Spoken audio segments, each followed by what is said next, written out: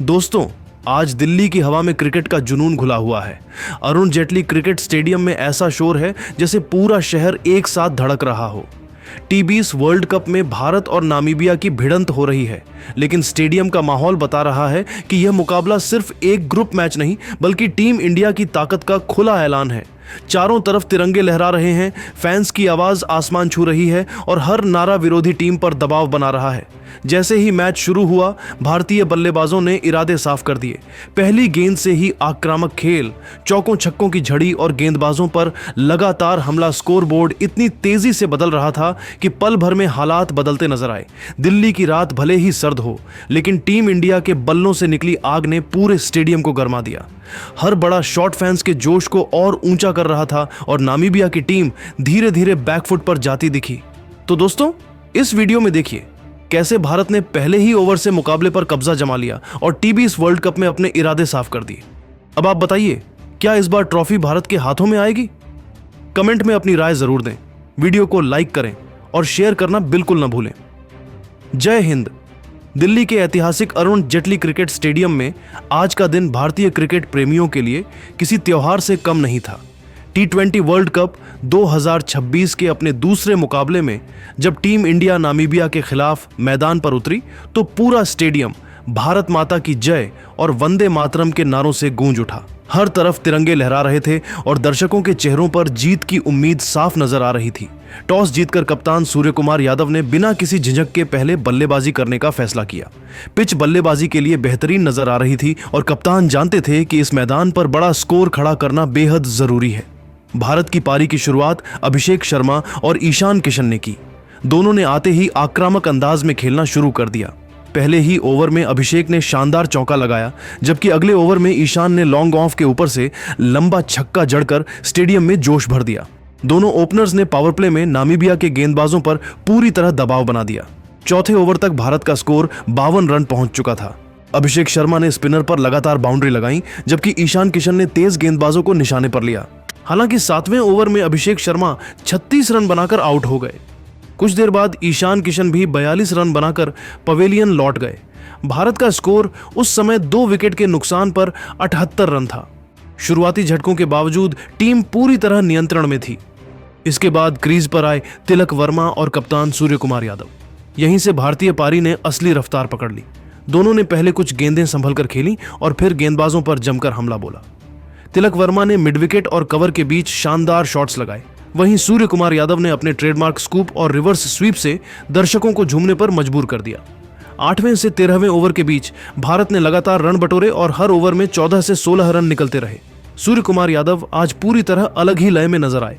उन्होंने मात्र 42 गेंदों में 91 रन ठोक दिए, जिसमें 8 चौके और 7 गगनचुंबी छक्के शामिल थे। हर बड़े शॉट पर स्टेडियम तालियों से गूंज उठता था। दूसरी ओर तिलक वर्मा ने भी शानदार संयम और आक्रामकता का संतुलन दिखाया। उन्होंने 41 गेंदों में 63 रन बनाए और कप्तान का भरपूर साथ दिया। दोनों के बीच 135 रनों की साझेदारी ने भारत को मजबूत स्थिति में पहुंचा दिया। 15वें ओवर में सूर्य कुमार यादव आउट हुए और कुछ देर बाद तिलक वर्मा भी पवेलियन लौट गए। स्कोर तब 4 विकेट के नुकसान पर 175 रन था। अब नजरें थीं फिनिशरों पर। इसके बाद मैदान पर उतरे रिंकू सिंह और शिवम दुबे। दोनों ने आते ही गेंदबाजों पर धावा बोल दिया। रिंकू सिंह ने लगातार 2 छक्के जड़कर रणगति को और तेज कर दिया, जबकि दुबे ने स्पिनर को खास निशाना बनाया। रिंकू सिंह ने 20 गेंदों में 34 रन बनाए, जिसमें 3 छक्के शामिल थे। वहीं शिवम दुबे ने सिर्फ 15 गेंदों में 28 रन ठोक दी। दोनों की बदौलत भारत 18वें ओवर तक 215 रन पार कर चुका था। अब मैदान पर आए हार्दिक पांड्या और अर्शदीप सिंह।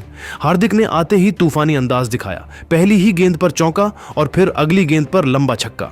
उन्होंने गेंदबाजों को संभलने का कोई मौका नहीं दिया। हार्दिक पांड्या ने सिर्फ 16 गेंदों में 41 रन बना दिए, जिसमें 4 चौके और 3 छक्के शामिल थे। उनके शॉट्स ने दर्शकों को झूमने पर मजबूर कर दिया। दूसरे छोर पर अर्शदीप सिंह ने भी शानदार सहयोग दिया। उन्होंने 7 गेंदों में 15 रन बनाए और स्ट्राइक रोटेट करते रहे। आखिरी 2 ओवरों में भारत ने जमकर रन बरसाए। हर गेंद पर चौका या छक्का लग रहा था। स्टेडियम में रोमांच अपने चरम पर था और दर्शक सांस रोककर हर शॉट का इंतजार कर रहे थे। अंत में टीम इंडिया ने 20 ओवर में 7 विकेट के नुकसान पर 249 रनों का विशाल स्कोर खड़ा कर दिया। यह टूर्नामेंट का अब तक का सबसे बड़ा स्कोर बन गया। आज की भारतीय पारी में हर पहलू देखने को मिला।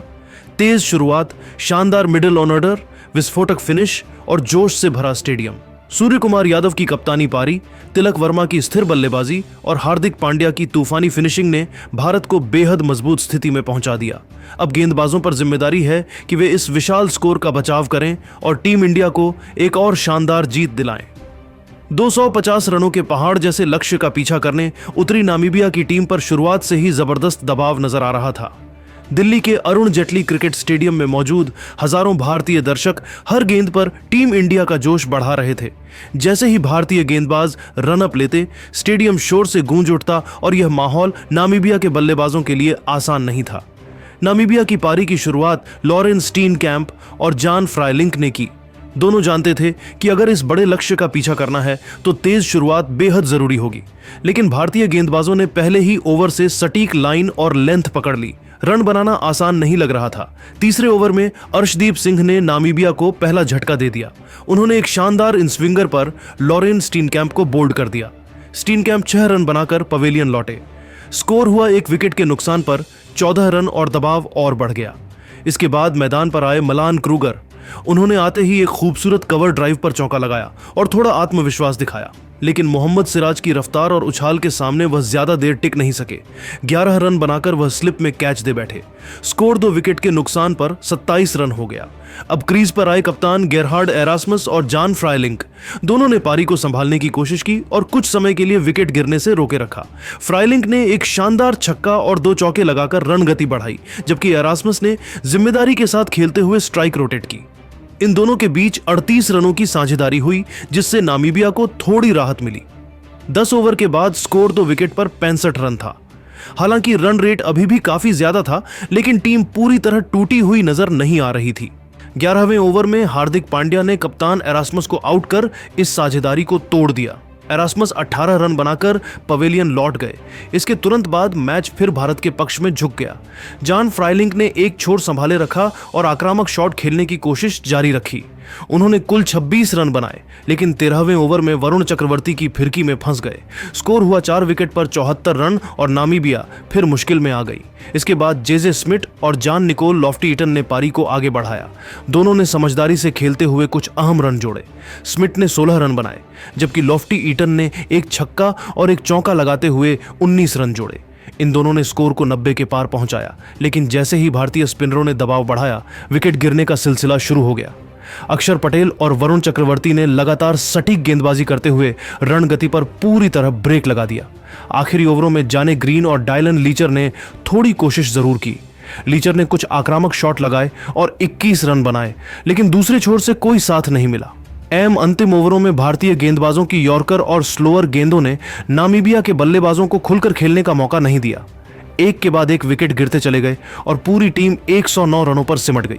इस तरह 250 रनों के विशाल लक्ष्य के सामने नामीबिया की टीम ने संघर्ष जरूर किया, लेकिन टीम इंडिया की अनुशासित गेंदबाजी और शानदार फील्डिंग के आगे ज्यादा देर टिक नहीं सकी। भारत ने यह मुकाबला बेहद एकतरफा अंदाज में अपने नाम कर लिया और टूर्नामेंट में अपनी मजबूत दावेदारी पेश की। तो इस वीडियो में देखा हमने बात किया इंडिया वर्सेस नामीबिया के बीच में होने वाले मैच की लाइव डिटेल्स के बारे में। एक्चुअली में इंडिया वर्सेस नामीबिया का मैच इसलिए भी इंटरेस्टिंग है क्योंकि जितने भी अंडरडॉग्स टीम है, नामीबिया हो गया, यूएसए हो गया, या फिर और भी जो टीमें हैं ना, जो नेपाल हो गया, उनकी भी क्लोज कॉल हो गई थी अभी इंग्लैंड के साथ, तो ये टीमें बहुत ज़्यादा अच्छा परफॉर्म कर रही हैं। ऊपर से मैच जो है वो दिल्ली में अरुण जेटली स्टेडियम में, तो अपने आप में बहुत इंटरेस्टिंग है सिनेरियो।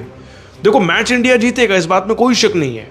नामीबिया चाहकर भी हमारा कुछ नहीं कर सकता, बट द पॉइंट इज कि वो कैसे खेलेगा। क्रिकेट है यार, कॉम्पिटिटिव होना ही चाहिए, और अरुण जेटली स्टेडियम में अच्छी खासी कैपेसिटी है, दिल्ली फैंस वहाँ पे पहुँचेंगे। इंडिया तो ये मैच जीत रहा है। अब आप बता दो कि मुझे बॉलिंग से जीत रहा है या बैटिंग से। मुझे पर्सनली लग रहा है कि पिच इस हिसाब की है कि इंडिया टॉस जीतेगा तो बैटिंग करेगा, हारेगा तो भाई नामीबिया के ऊपर है वो क्या चूज़ करेंगे। बट अगर टॉस जीतेगा तो इंडिया पहले बैटिंग करेगा, और स्कोर तो भाई 200-250 के बीच में जाना ही जाना है। बट देखना होगा कि नामीबिया के बॉलर्स क्या कुछ कमाल कर सकते हैं। सो ये हैं कुछ लाइव डिटेल्स। आप मुझे बताना कि कौन इंडिया ही जीत रहा है, बट कितने मार्जिन से जीत रहा है इस मैच को नामीबिया से, नीचे कमेंट करके ज़रूर बताना।